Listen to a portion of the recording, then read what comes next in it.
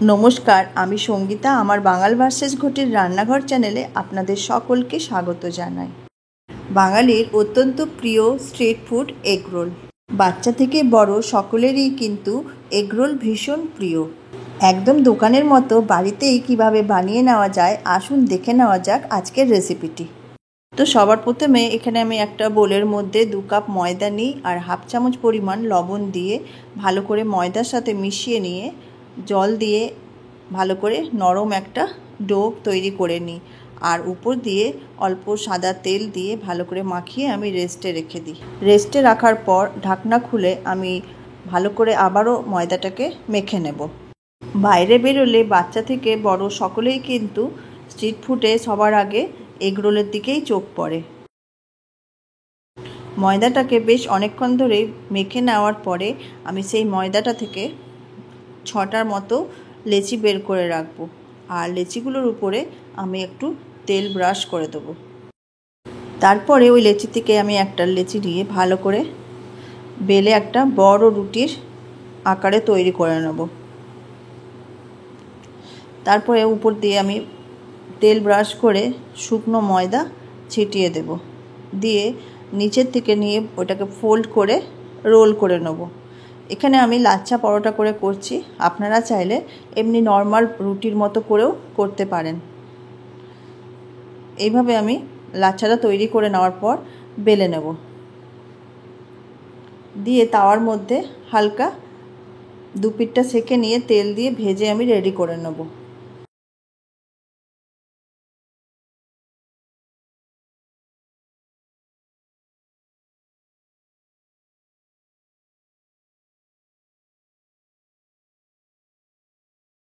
তারপরে একটা ডিম ফাটিয়ে তার মধ্যে অল্প পরিমাণ নুন দিয়ে ভালো করে ফেটিয়ে নিয়ে তাওয়ার মধ্যে তেল দিয়ে আমি ডিমটা দিয়ে দেবো। ডিমটা দিয়ে দেওয়ার পরে যে লাচ্ছা পরোটাটা রেডি করে রেখেছিলাম সেটাও উপর দিয়ে দিয়ে ভালো করে বসিয়ে নিয়ে আমি উল্টে নিয়ে নামিয়ে রাখবো। এইভাবে আমি বাকি এগরোলগুলোকেও তৈরি করে নেব। তারপরে তৈরি করে রাখা এগরোলের উপরে আমি মেয়োনিজ দিয়ে ভালো করে স্প্রেড করে দেবো। আর কিছু স্যালাড কেটেছিলাম, যেমন ছিল শসা, পেঁয়াজ, গোলমরিচের গুঁড়ো, বিট লবণ আর দিয়েছিলাম রেড চিলি সস, দিয়ে ভালো করে মিশিয়ে আমি রেখে দিই। আপনারা চাইলে এখানে গাজর আর বাঁধাকপিও দিতে পারেন।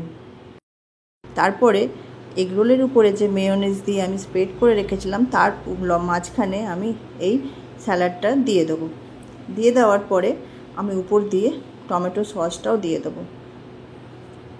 টমেটো সসটা দিয়ে আমি পেপার দিয়ে এগরোলটাকে মুড়ে দেব। আর এইভাবেই বাকি এগরোলগুলোকেও তৈরি করে নেব। তো দেখলেন কিভাবে বাড়িতেই খুব সহজেই তৈরি হয়ে যায় এগরোল। বাজারে গিয়ে লাইন দিয়ে দাঁড়িয়ে না থেকে ঘরে সহজেই বানিয়ে নেওয়া যায়, আর খুব তাড়াতাড়িও সবাই মিলে বসে খুব আনন্দে খাওয়া যায়।